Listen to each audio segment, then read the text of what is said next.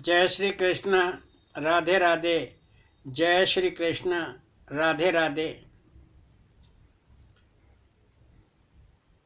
श्री राधे कृष्ण राधे कृष्ण राधे कृष्ण राधे। श्री राधे कृष्ण राधे कृष्ण राधे कृष्ण राधे। श्री राधे कृष्ण राधे कृष्ण राधे कृष्ण राधे। श्री राधे कृष्ण राधे कृष्ण राधे कृष्ण राधे। श्री राधे कृष्ण राधे कृष्ण राधे कृष्ण राधे। श्री राधे कृष्ण राधे कृष्ण राधे कृष्ण राधे। सुखदेव जी वर्णन करते हैं कि राजन, उद्धव और भगवान श्री कृष्ण एकांत में वार्तालाप कर रहे हैं। द्वारकावासी सारे प्रभास क्षेत्र में जा चुके हैं। उद्धव ने प्रश्न किया कि हे भगवान, आप ही योगियों की गुप्त पूंजी हैं, आप ही योग के आधार हैं। आपने अपना इच्छित संन्यास योग का उपदेश मुझे श्रवण करा दिया, परंतु प्रभु मैं उन लोगों की भांति हूँ जो अपने विषय भोगों का त्याग नहीं कर पाते हैं, अपनी इंद्रियों को वश में नहीं कर पाते हैं। उनका मन विषय भोगों में ही भटकता रहता है। मेरा भी मन इस सांसारिक माया में मोहित है, मैं उसे निकल नहीं पा रहा हूँ।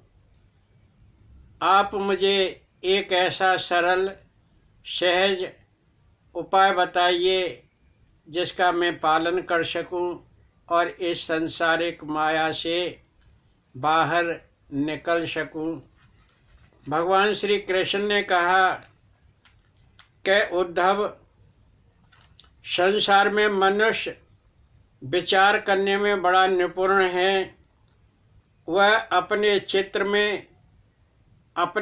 में विभिन्न प्रकार की वासनाएं पैदा करता रहता है, उसका मन भटकता रहता है और वह इस सांसारिक विषय भोगों से अपने को मुक्त नहीं कर पाता है, अपनी इंद्रियों को वश में नहीं कर पाता है। इंद्रियां उसकी बड़ी प्रबल हैं और उससे प्रबल उसका मन है। मन उन इंद्रियों को उकसाता रहता है। इस मन पर काबू कीजिए जिससे आपका मन मेरे प्रति अनुराग कर सके। भगवान ने कहा कि उद्धव, मनुष्य शरीर एक वृक्ष के समान है और उस वृक्ष पर एक घोंसला है। जो मनुष्य का हृदय है वह एक घोंसला के समान है। उस हृदय में दो प्रकार के पक्षी रहते हैं, एक जीव और एक ईश्वर। दोनों ही परस्पर मित्र हैं, एक दूसरे के साथ रहते हैं। मनुष्य जीव भोक्ता होकर मुझे नहीं पहचान पाता है, वह तत्व ज्ञान को नहीं जान पाता है। ईश्वर अभोक्ता होकर उसमें संलिप्त नहीं होता है, वह मुझे प्राप्त कर लेता है। तो उद्धव, इस घोंसले से निकलने के लिए, जीव के लिए एक ही उपाय है। इस बारे में मैं आपको एक दृष्टांत देता हूँ कि मेरे पूर्वज यदु राजा थे। वो बड़े धर्मज्ञ, मर्मज्ञ थे, शास्त्रज्ञ थे, सदैव प्रजा का कल्याण करते रहते थे। एक बार दत्तात्रेय ब्राह्मण उनके राज्य में विचरण कर रहे थे। यदुराज ने दत्तात्रेय ब्राह्मण को रोका और पूछा कि आप स्वच्छंद होकर विचरण करते रहते हैं और ऐसा लगता है कि आप कोई कर्म भी नहीं करते हैं और न कर्म करने का प्रयास करते हैं, ऐसा आपके चेहरे से पता लग रहा है। तो यदुराज ने कहा कि ब्राह्मण, आप अपने इस आनंद का कारण बताइए, मैं जानना चाहता हूँ, मेरी बड़ी इच्छा है। दत्तात्रेय ब्राह्मण ने कहा कि राजन, मेरी स्वच्छंदता और मैं अप्रयास रहता हूँ, एक ही कारण है कि मैंने अपने गुरुओं से शिक्षा प्राप्त की है। उन गुरुओं ने मुझे शिक्षा दी, तब मैं इस मार्ग पर चलने लगा। मेरे 24 गुरु हैं और उन 24 गुरुओं से मैंने अलग अलग शिक्षा प्राप्त की। 24 गुरुओं के नाम आपको बताता हूँ, आप ध्यानपूर्वक सुनिए। अग्नि, जल, भूमि, वायु, आकाश, कबूतर, सूर्य, चंद्रमा, समुद्र, अजगर, भौरा, हिरण, पतंगा, हाथी, पिंगला स्त्री, कुर्रर पक्षी, बालक, भृंगी, कीट, सर्प, मछली, बाणक, मकड़ी और शहद निकालने वाला व्यक्ति। मैं इनमें से कुछ गुरुओं का ही ज्ञान आपको बताता हूँ, जिन्होंने मुझे शिक्षा दी।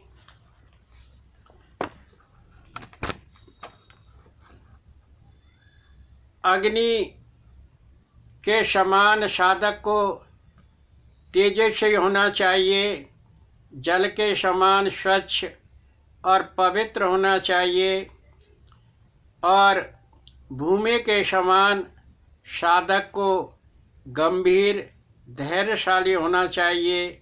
वायु के समान स्वच्छंद विचरण करने वाला होना चाहिए और आकाश के समान बिना आश्रय वाला होना चाहिए और सबका कल्याणकारी होना चाहिए।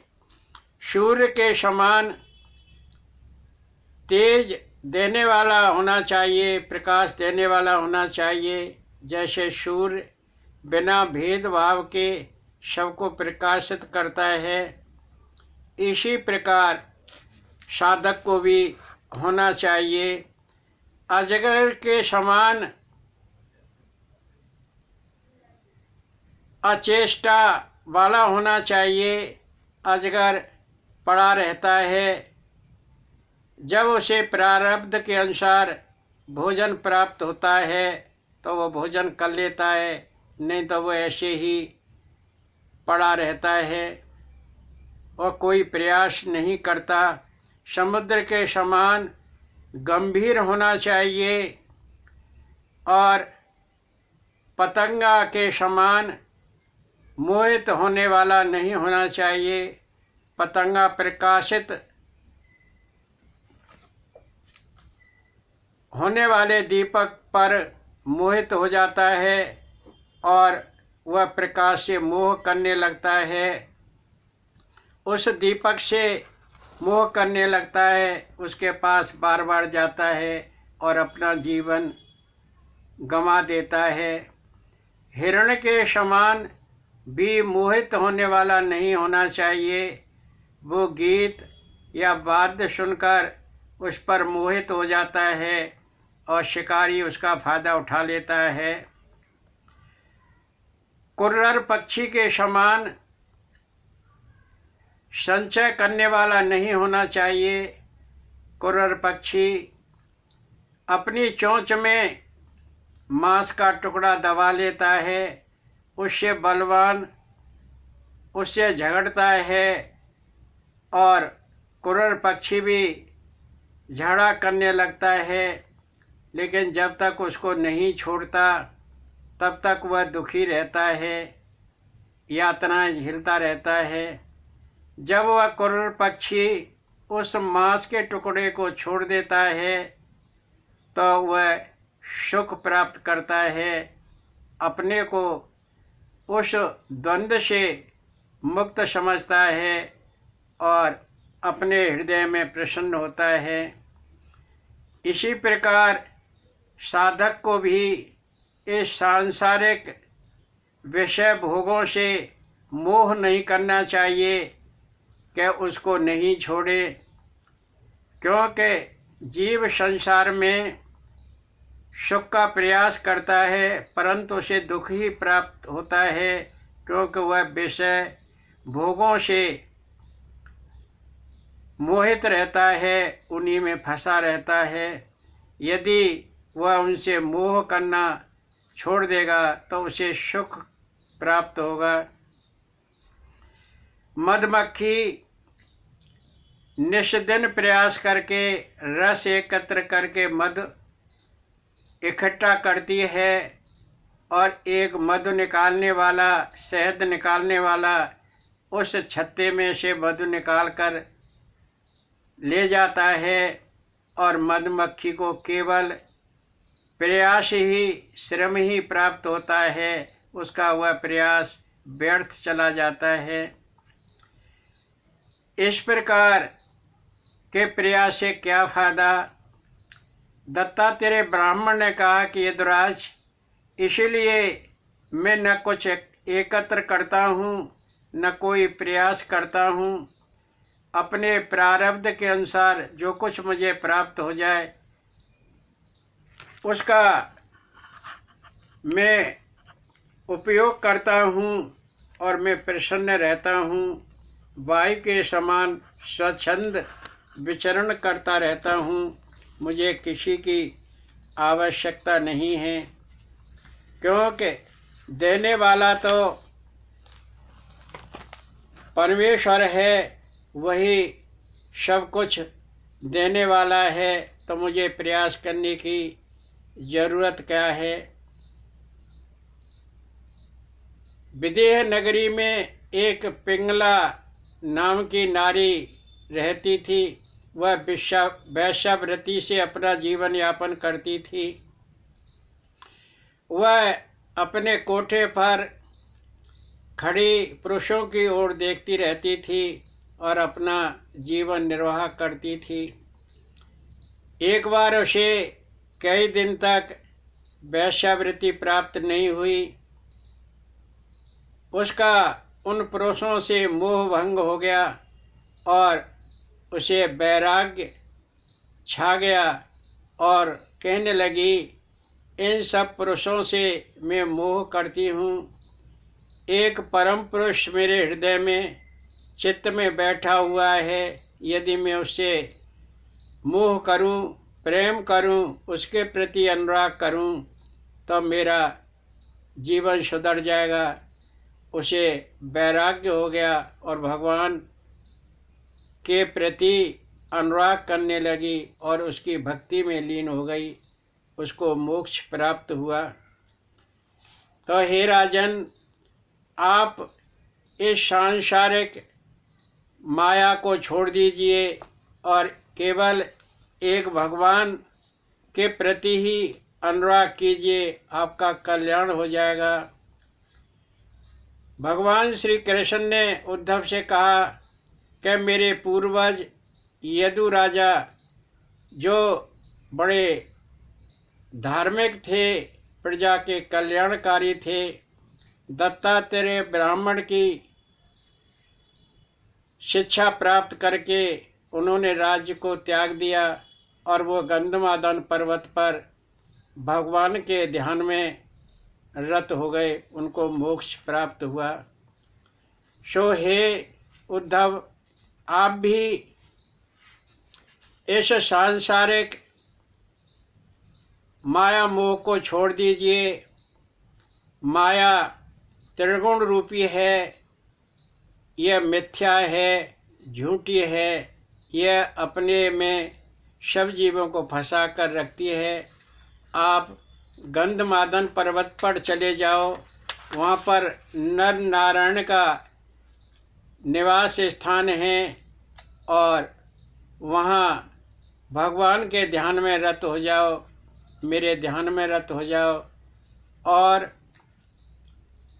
मेरे यशोगान का श्रवण लोगों को कराते रहना, जिससे वो लोग भी मुझे प्राप्त कर सकें। उद्धव ने भगवान श्री कृष्ण का यह उपदेश सुना और सुनकर कहा कि ठीक है प्रभु, मेरा भ्रम दूर हो गया। उद्धव ने भगवान श्री कृष्ण की परिक्रमा की, उनको नमस्कार किया, बार बार प्रणाम करके गंधमादन पर्वत की ओर चले गए और उद्धव जी वहाँ भद्र का आश्रम में भगवान के ध्यान में रत हो गए और भगवान का यशोगान करते रहते।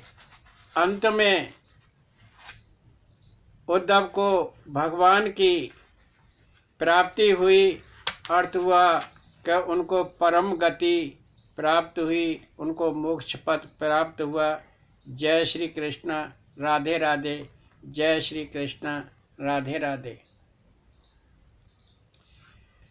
जय जय वासुदेव, जय जय वासुदेव, जय जय वासुदेव, जय जय वासुदेव, जय जय वासुदेव, जय जय वासुदेव, जय जय वासुदेव, जय जय वासुदेव, जय जय वासुदेव, जय जय वासुदेव, जय जय वासुदेव, जय जय वासुदेव, जय जय वासुदेव, जय जय वासुदेव, जय जय वासुदेव, जय जय वासुदेव।